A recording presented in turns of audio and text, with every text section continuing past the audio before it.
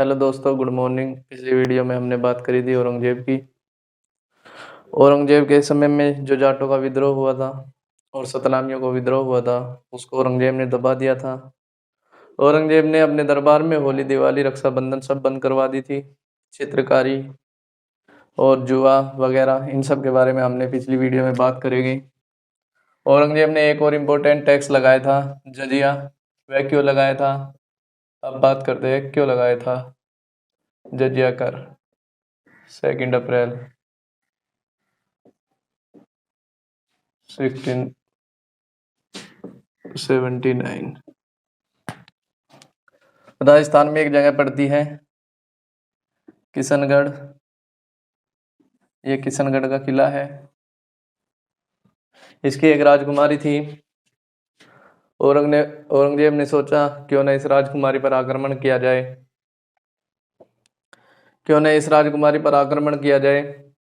वह अपने पुत्र अकबर और अपने आप एक सेना लेकर एक किशनगढ़ पहुंचा और जाके किशनगढ़ के किले को घेर लिया।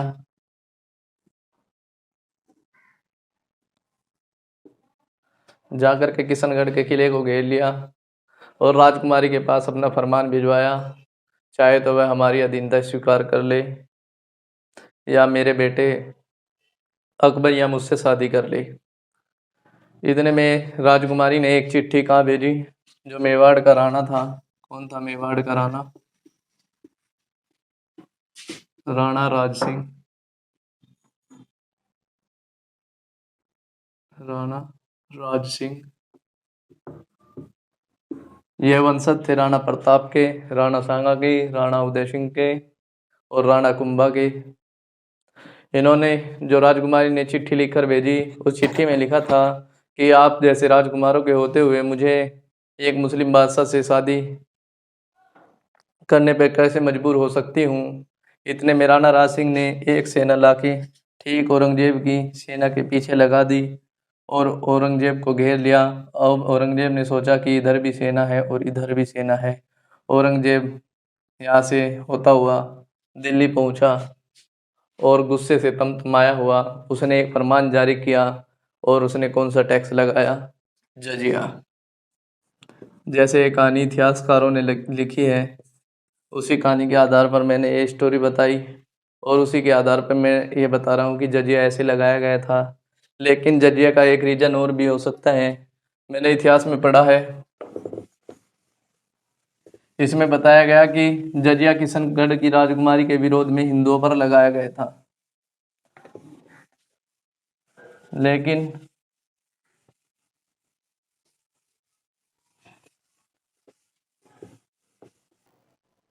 लेकिन इस्लाम में मुसलमानों पर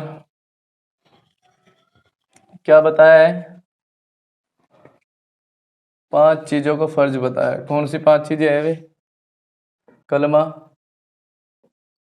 कुछ पवित्र शब्द हैं जो मुसलमान अपनी जबान से कहता है। और दूसरा नमाज, एक मुसलमान 5 वक्त की नमाज पढ़ता है। और तीसरा क्या है? रोजा, यानी रमजान, साल में 1 महीना रमजान का होता है, उसमें 30 दिन के रोजे रखता है। और चौथा क्या है? नमाज, हज। और 5वां ज़कात।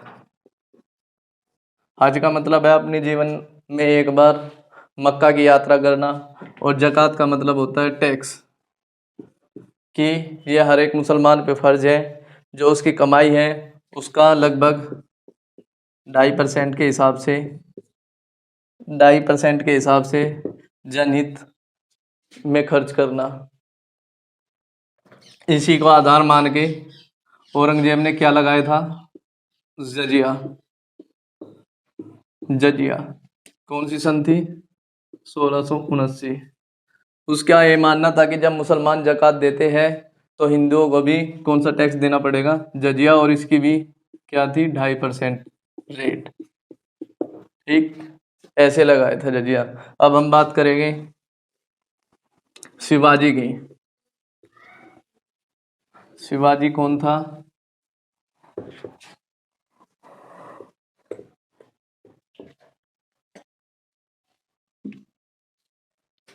शिवाजी,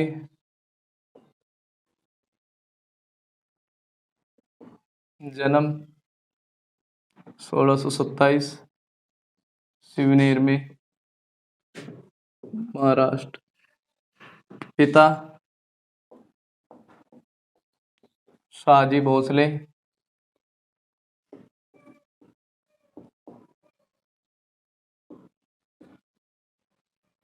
और शिवाजी की कास्ट भी क्या है, ये एक बार पूछा गया था कि शिवाजी की कास्ट क्या है, तो भोसले। माता जीजाबाई।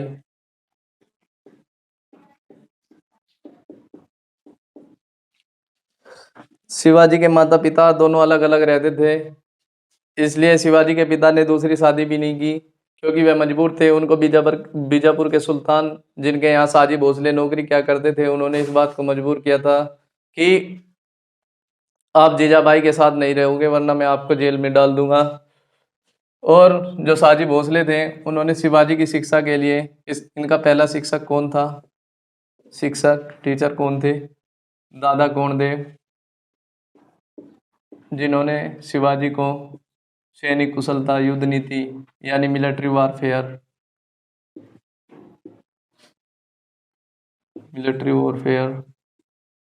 सिखाया था। और दूसरे शिक्षक कौन थे, धार्मिक शिक्षक, तुकाराम और रामदास।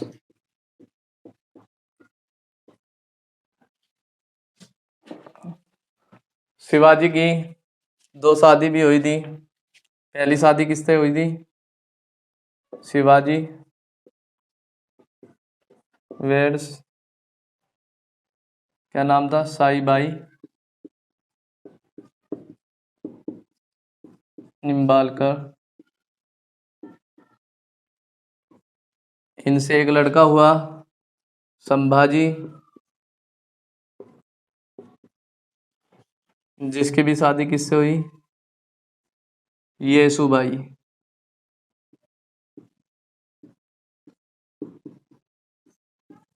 और इनका भी एक लड़का होएगा, क्या नाम था, शाहू। जो ये साहू है, ये वही साहू है जो बाजीराव मस्तानी में वो बूढ़ा होता है ना, वे बैठा हुआ दिखाई देता है, ये वही साहू है। शिवाजी की दूसरी शादी,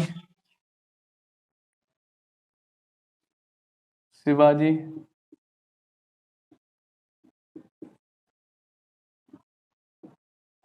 वेड्स किससे हुई थी, मोहिते। इस लड़की का नाम था मोहिते। और इनका भी एक लड़का पैदा होगा, राजा राम। और इसकी भी शादी किससे होगी, ताराबाई। और इनका भी एक लड़का पैदा होगा,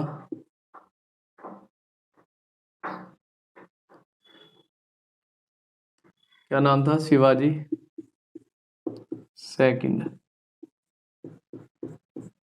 difference between this Shivaji and that Shivaji, this Shivaji 1 and that Shivaji 2।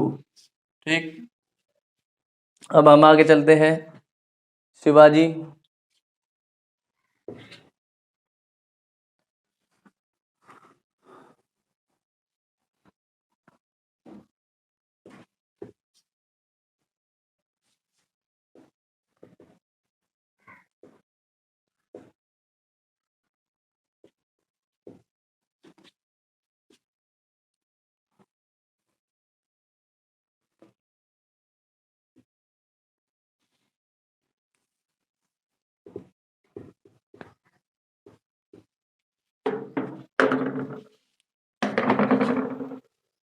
अब बात करते हैं हम शिवाजी की।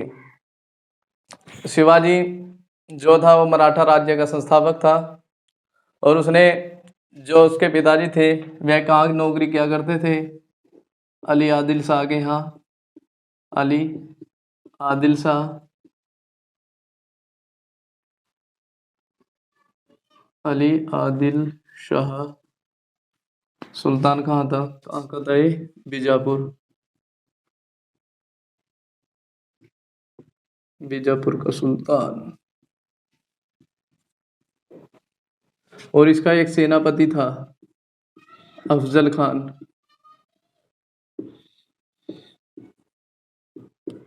और इसका असली नाम क्या था? अब्दुल्ला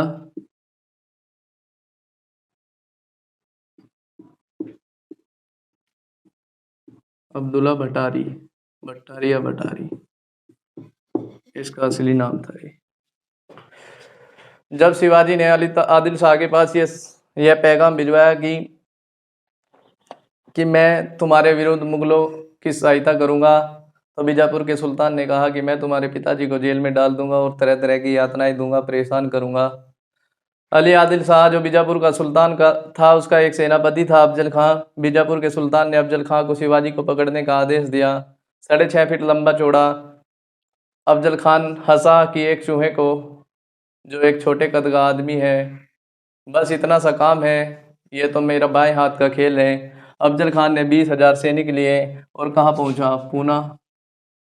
20,000 सैनिक लिए और कहाँ पहुंचा? पूना। पूना जो मराठा साम्राज्य की जागीर थी, शिवाजी की भी जागीर मानी जाती है। शिवाजी तो पूना में मिला नहीं, तो अफजल खान ने क्या काम किया? किसानों के खेतों को उजाड़ दिया, उनको आग लगा दी।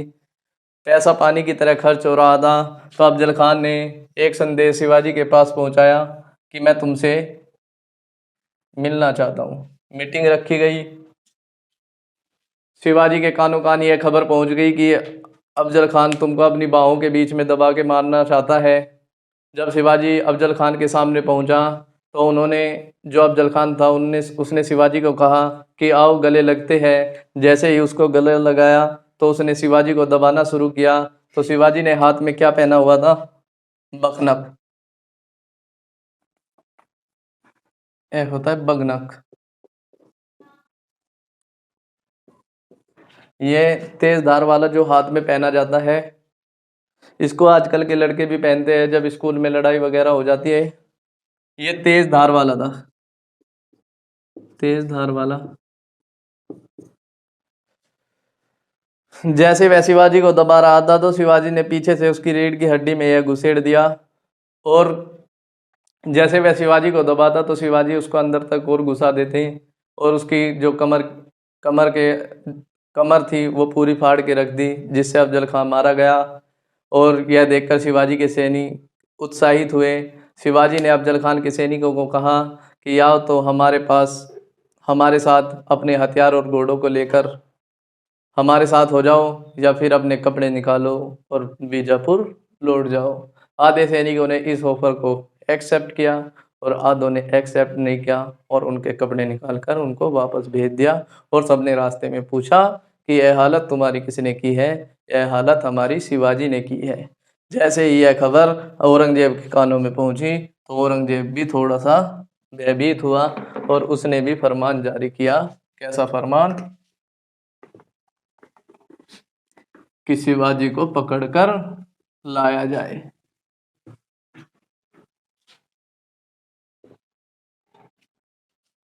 शाइस्ता खान जो औरंगजेब का सेनापति था, कौन था?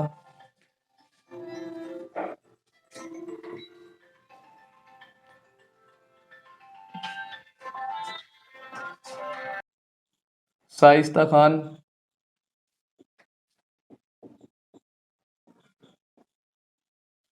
यह बात सुनकर हंसा, जैसे अफजल खान हंसा था, और वही बात शाइस्ता खान ने भी की। और शाइस्ता खान ने क्या काम किया? अपने बेटे और अपनी सेना को लेकर, जो पूना में शिवाजी के पूर्वजों का महल था,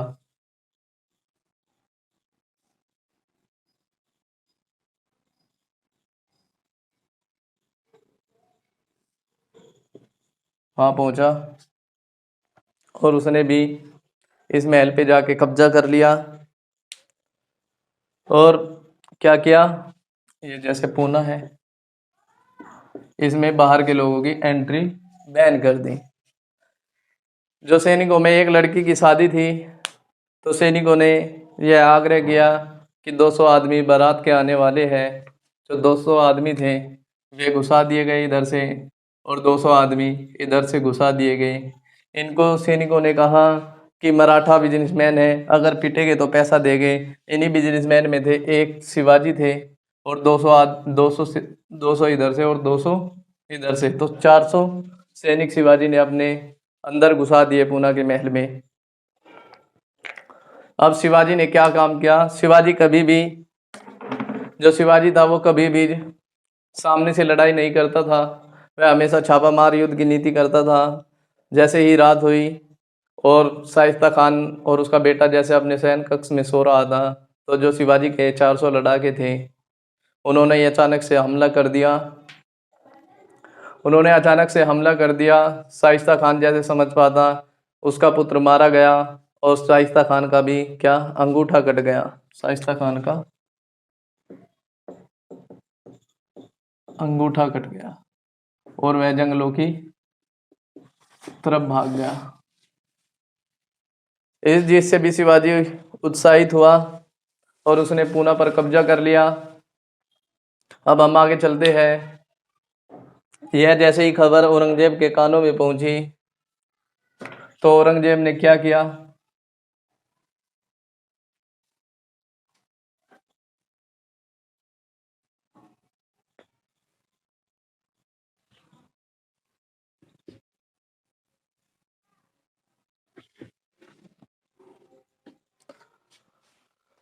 औरंगजेब का जो सबसे एक्सपीरियंस वाला सेनापति था, क्या नाम था उसका, जय सिंह, मिर्जा जय सिंह या राजा जय सिंह, राजा जय सिंह। इसको क्या टाइटल मिला था, मिर्जा का। किसने दिया था, औरंगजेब ने।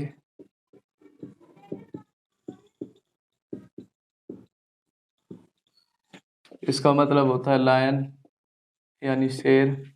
और जो एक आगे राजा थे जयपुर के,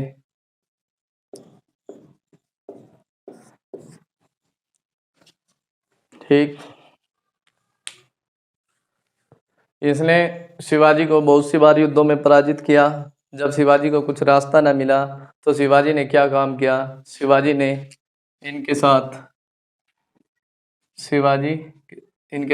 शिवाजी ने कौन सी संधि की, पुरंदर। ये पूछा जाता है, पुरंदर की संधि। पुरंदर की संधि कब हुई थी, 1665। इस संधि में 2-3 बातें हुई थी।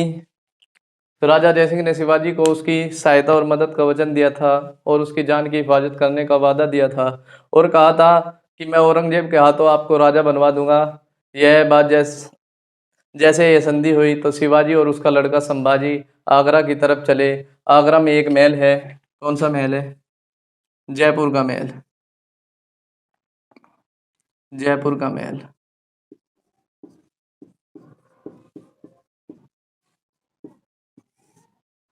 जयपुर का महल, ये किसकी प्रॉपर्टी थी, ये राजा जयसिंह की थी।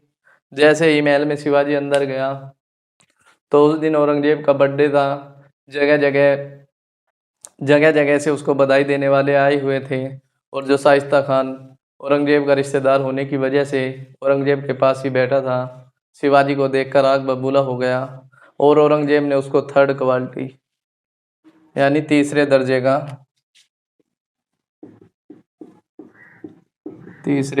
का मनसब शिवाजी को दिया।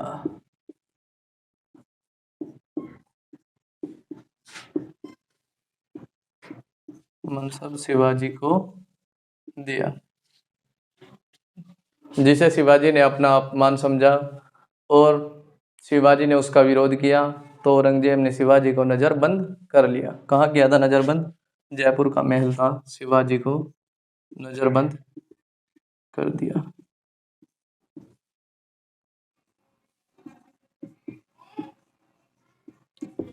एक और दूसरी बुक में लिखा हुआ है कि जैसे जयपुर का महल था, इसको चारों तरफ से जो राजा जयसिंह की सेना थी उसने घेर रखा था, 5000 की वह सेना थी। तो औरंगजेब ने भी अपनी एक सेना उसको पीछे से घेर लिया, उसकी सेना को।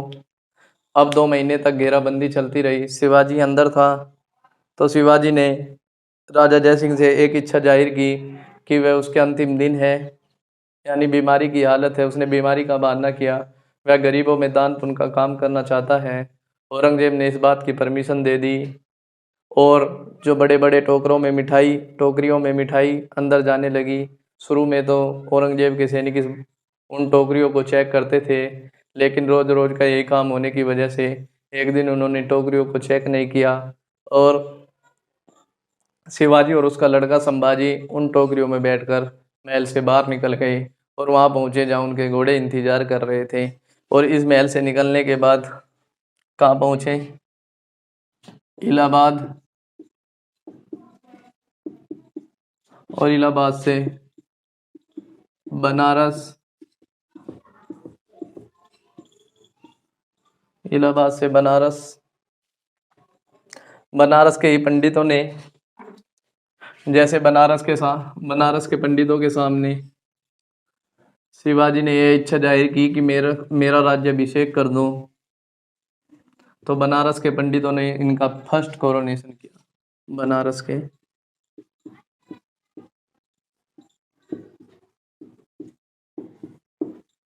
पंडितों ने इनका शिवाजी का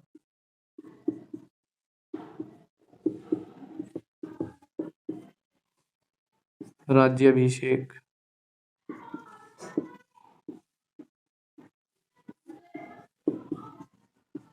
से किया। इसके ठीक 11 दिन बाद, आफ्टर 11 डेज,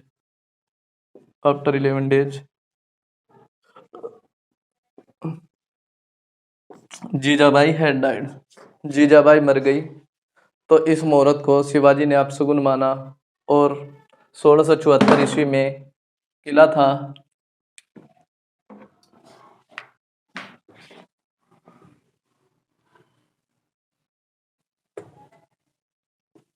रायगढ़ का सेकंड कोरोनेशन, दूसरा राज्याभिषेक।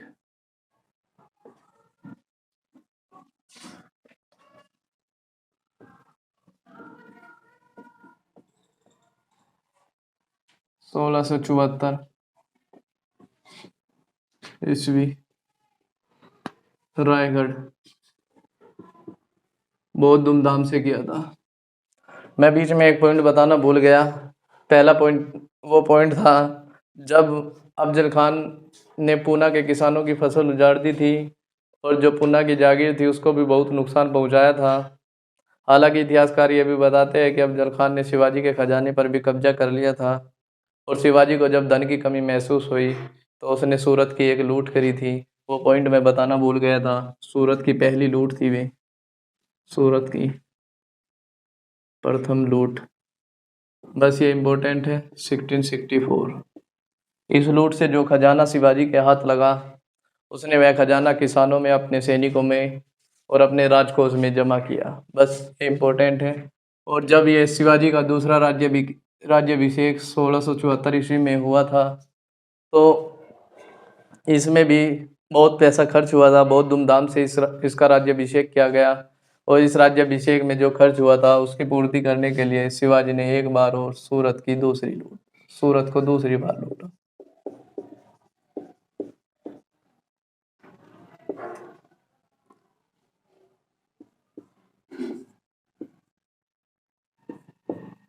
सोलह सौ ठीक। इसके 6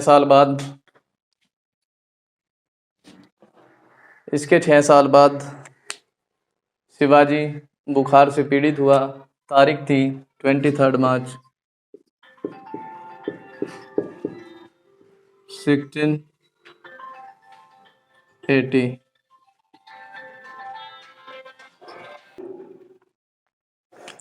1680 बुखार से पीड़ित,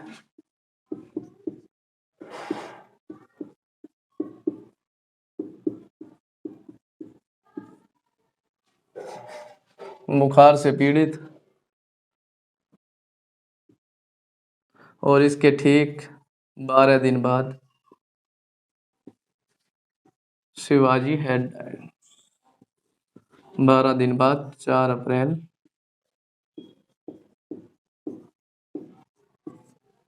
1680 शिवाजी की मौत हो गई।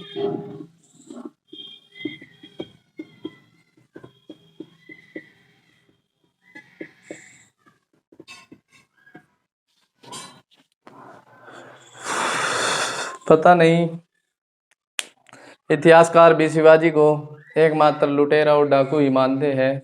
पता नहीं हमारे लोगों ने इसमें क्या देखा जो इसको महान मान लिया। मैंने भी कहीं इतिहास में इसको ऐसा नहीं देखा कि इसने कोई महान कार्य किए हो, लेकिन जो इसने किया कि वह मराठा राज्य की एकता और उसको सुदृढ़ किया, बस ये काम इम्पोर्टेंट था। इसको औरंगजेब ने क्या कहा, क्या कहा शिवाजी को औरंगजेब ने क्या कहा? पहाड़ी चूहा, पहाड़ी चूहा कहा था औरंगजेब ने। अब हम बात करेंगे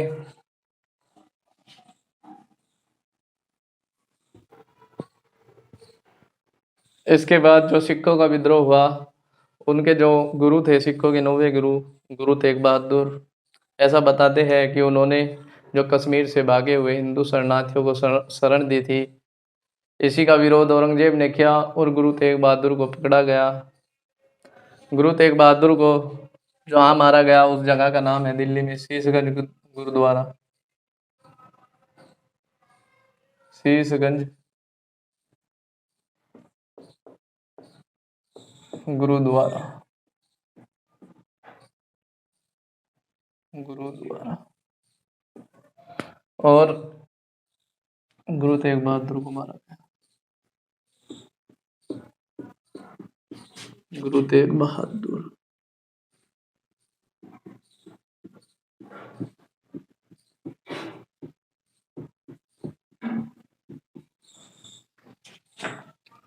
इनके बाद सिखों के 10वें गुरु कौन थे?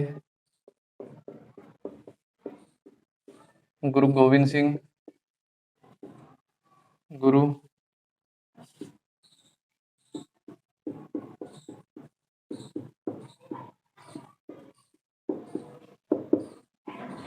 1666 में जन्म हुआ।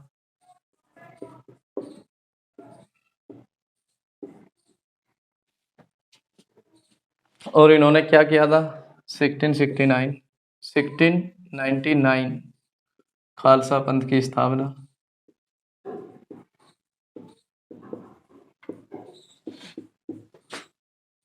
पंथ की स्थापना किसने की थी? गुरु गोविंद सिंह ने। खालसा पंथ की स्थापना जिस दिन गुरु गोविंद सिंह ने की थी, इतिहासकार ये लिखते हैं कि जैसे गुरु गोविंद सिंह अपने साथियों के बीच आए तो उन्होंने 5 आदमियों की बलि मांगी, जिसके लिए 5 आदमी तैयार हुए। गुरु गोविंद सिंह के एक को अंदर ले जाते, उसकी बलि देते। इसी तरीके से 5 की बलि दी। ऐसा बताते हैं कि वे गुरु के आशीर्वाद से फिर से जिंदा हो उठे। और गुरु गोविंद सिंह ने सभी सिखों के लिए क्या अनिवार्य किया? 5 कै या 5 ककार, 5 ककार। कौन कौन से थे? सभी को बाल रखना अनिवार्य है, पहला। दूसरा, कड़ा जो हाथ में पहनते हैं सभी, कच्छ, कच्छ। चौथा, कंगा। और 5वां, कृपाण यानी पगड़ी वगैरह। ठीक। 42 वर्ष की उम्र में एक पठान ने भी गुरु गोविंद सिंह की हत्या कर दी। और उसके बाद जो गुरु गोविंद सिंह जैसा एक आदमी दिखता था, जो जिसका नाम था बंदा बहादुर, उसने उस बंदा बहादुर जो गुरु गोविंद सिंह जैसा ही दिखता था, वह नीले कपड़े जैसे गुरु गोविंद सिंह पहनता था, ऐसे ही वह पहनता था। वह गुरु गोविंद सिंह जैसा ही दिखता था। इसके बाद जो सिखों का जो लीडर बनेगा उसका नाम होगा, ये गुरु नहीं होगा, ये नेता होगा सिखों का नेता। गुरु तो 10 ही थे, सिखों का नेता कौन बनेगा? बंदा बहादुर।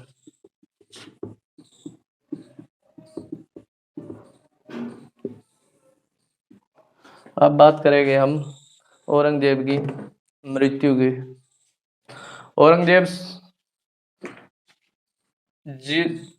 औरंगजेब के जो लास्ट 26 ईयर थे, यानी 1681 से लेके और 1707, 26 साल का जो उसका शासनकाल था, उसने यह इच्छा जाहिर की थी। जैसे गोलकुंडा, बीजापुर, बरार शाही, बीदर शाही, अहमद शाही जो स्टेट थे वे शिया स्टेट थे।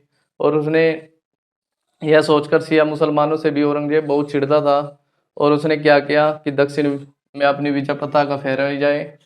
और उसने 1681 से लेके 1707 तक दक्षिण भारत में रहा। औरंगजेब दक्षिण भारत में रहा और यहीं उसकी मृत्यु हो गई 1707 में औरंगजेब की।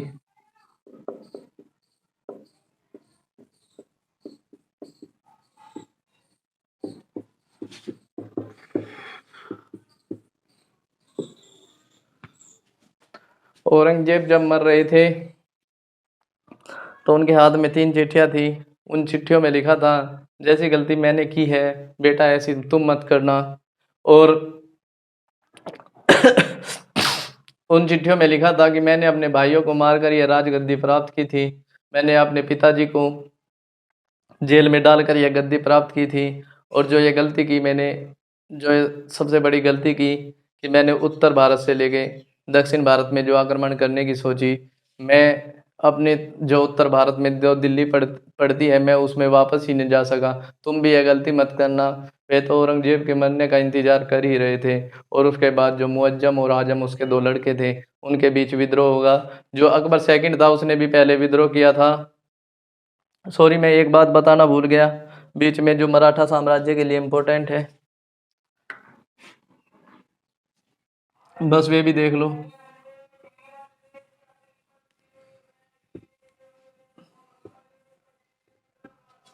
इस पॉइंट को मैं बाद में डिस्कस करूंगा जब शिवाजी की मृत्यु हुई 1680 ईस्वी में।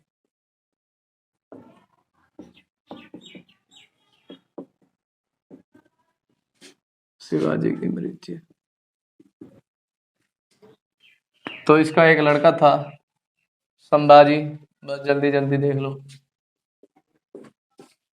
यह गद्दी पर बैठा पूना की। यह अपने पिताजी की तरह वीर और बहादुर नहीं था, यह अपने पिता का नालायक खून था। और यह क्या करता था, he loved wine and women. जो औरंगजेब का लड़का था अकबर, जब उसने अपने बाप के विरुद्ध विद्रोह किया तो वह भी संभाजी से जाके मिल गया और संभाजी ने भी उसको पूरी अय्याशी कराई और दोनों शराब और औरत के नशे में चूर रहते थे। लेकिन और इसी की एक पत्नी थी, क्या नाम था, येसुबाई।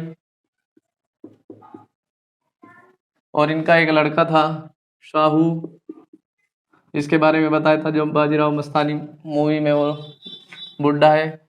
और इसका एक साथी था कवि कलश, जो उज्जैन का ब्राह्मण था और शिवाजी का राज्याभिषेक करने के लिए आया था। इसको महाराष्ट्र की जनता क्या कहती थी, कलसू, क्योंकि यह पूरे दिन लड़ता झगड़ता रहता था।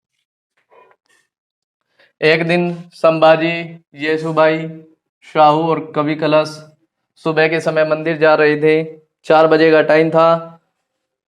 तो उन्होंने सोचा कि ज़्यादा सेना की जरूरत नहीं है, जब सुबह के 4 बजे हुए हैं तो कुछ सैनिक इनके साथ थे। एक तरफ से जैसे यहाँ पे मंदिर है तो इस तरफ से मुगलों की सेना युद्ध जीत कर आ रही थी। उन्होंने संभाजी को देखा कि उनके पास थोड़े ही सैनिक हैं। उन्होंने संभाजी, शाहू, येसुबाई और कवि कलश को बंदी बना लिया और ले जाकर औरंगजेब के सामने पेश किया।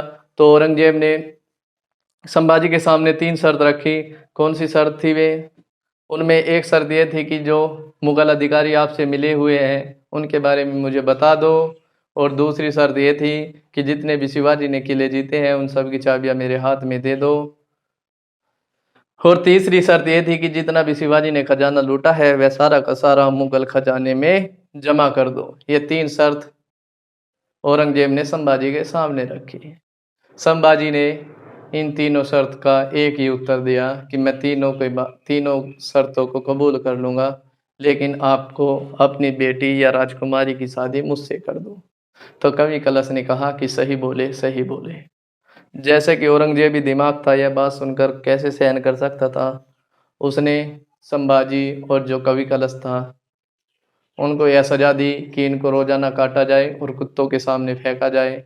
कवि कलश जो हालांकि कमजोर थे 7 दिन में ही मर गए और संभाजी 23 दिन तक काटे गए और मारे गए। और इसी वजह से उन्होंने कहा था कि मेरे अंदर भी शिवाजी का खून है, यह बात।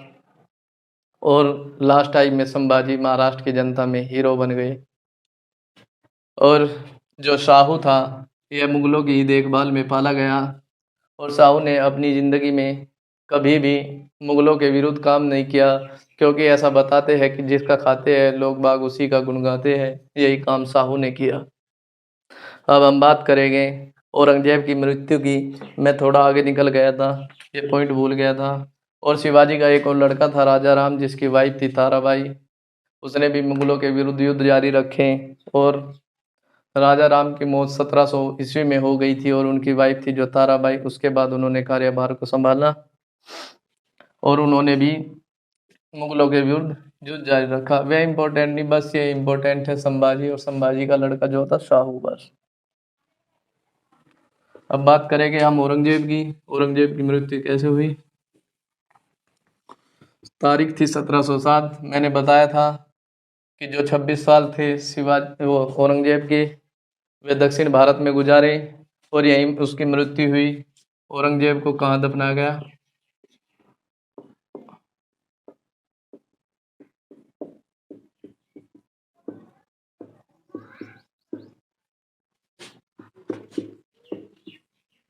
कहाँ दफनाया गया, खुलदाबाद, दक्षिण भारत में ही पड़ेगा, खुलदाबाद।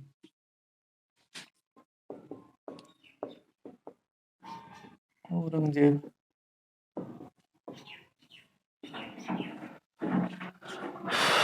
मरते वक्त औरंगजेब के हाथों में 3 चिट्ठियां थी। उन चिट्ठियों में लिखा था कि जो गलती मैंने की है वह तुम मत करना बेटो, और मैंने अपने भाइयों को मारकर यह गद्दी प्राप्त की थी और अपने बाप को जेल में डालकर यह गद्दी प्राप्त की थी, और जो मैंने दक्षिण भारत में गुजारा यह भी मेरी जिंदगी की सबसे बड़ी भूल थी। इतिहासकार लिखते हैं कि औरंगजेब का दक्षिण भारत में जाना ऐसा था जैसे मान लो उसकी राज्य की कब्र ही खुद गई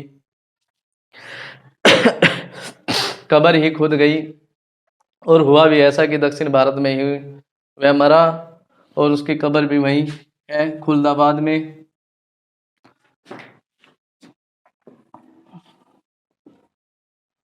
औरंगजेब के बारे में एक बात और इतिहासकार कहते हैं कि औरंगजेब ने मंदिरों का विध्वंस किया। उसने केसरवाई का मंदिर तुड़वाया और छा जो मध्य प्रदेश में पड़ता है वहाँ पे गायें कटवाई, और जो काशी विश्वनाथ का मंदिर है वो भी तुड़वाया। लेकिन इतिहास में मेरा एक जगह और ध्यान पड़ता है। नॉलेज बूस्टर से मैंने ये पढ़ा है कि औरंगजेब था वह करूर नहीं था, न ही फेनेटिक मुस्लिम था, यानी कट्टर मुसलमान नहीं था। उसने जो गुवाहाटी में कामाख्या देवी का मंदिर है उसमें दान दिया, और उज्जैन का जो महाकाल का मंदिर है उसमें भी दान दिया, और जो ये वृंदावन में मंदिर है श्री कृष्ण जी का उसमें भी दान दिया। एक तरफ तो इतिहासकार लिखते हैं कि उसने जगह जगह के सोमनाथ का मंदिर तोड़वाया, काशी का विश्वनाथ मंदिर तोड़वाया, लेकिन इतिहासकार इस बातों को कैसे छुपा सकते हैं कि उसने कामाख्या देवी मंदिर में दान दिया, और जो महाकाल का मंदिर है उसमें भी दान दिया, और जो वृंदावन का मंदिर है उसमें भी दान दिया। और इतिहासकार ये बातें भी छुपाते हैं कि उसने मस्जिदों को नहीं तोड़वाई, लेकिन उसने गोलकुंडा में एक मस्जिद को तोड़वाई थी, क्योंकि जो गोलकुंडा का राजा था वह औरंगजेब के अधीन था, और उसने औरंगजेब को टैक्स देना स्वीकार किया था, लेकिन 3 साल तक औरंगजेब के पास टैक्स ही नहीं गया, और उसने सारा टैक्स कहाँ पे छुपाया था, मस्जिद के अंदर दफना दिया था, मतलब मस्जिद के अंदर छुपा दिया था। जैसे ही औरंगजेब को यह बात पता चली कि जनता का पैसा वो मस्जिद के अंदर दबा हुआ है, तो उसने क्या काम किया कि मस्जिद तो दोबारा भी बन सकती है लेकिन जनता का पैसा व्यर्थ न जाए, किसी एक के हाथ में न रहे। उसने मस्जिद को तुड़वा दी और सारा का सारा पैसा उसके हाथ लग गया। इतिहासकारों को इस बात पे भी प्रकाश डालना चाहिए कि औरंगजेब फेनेटिक नहीं था। फेनेटिक का मतलब, जो फेनेटिक मुस्लिम होता है उसका मतलब ये है कि फेनेटिक फेनेटिक का मतलब ये होता है कि अपने धर्म की, मतलब अपने धर्म के प्रति तो सजग रहे लेकिन दूसरे धर्म को भी नुकसान न पहुंचाए। इन्होंने, इतिहासकारों ने कट्टर की परिभाषा ही बदल दी। उन्होंने कट्टर के मायने ही और कुछ निकालने शुरू किए, जैसे कि सिखों का विद्रोह हुआ, जाटों का विद्रोह हुआ। इतिहासकार ये लिखते हैं कि वे औरंगजेब की धार्मिक नीति का शिकार हुए, लेकिन ऐसा नहीं था। ठीक, अब हम अगली वीडियो में बात करेंगे पेशवाओं की, downfall of Mughals, risers of Britishers, इनके बारे में बात करेंगे। तब तक के लिए हमारे चैनल कलाम रिसर्च सेंटर से जुड़े रहे। धन्यवाद।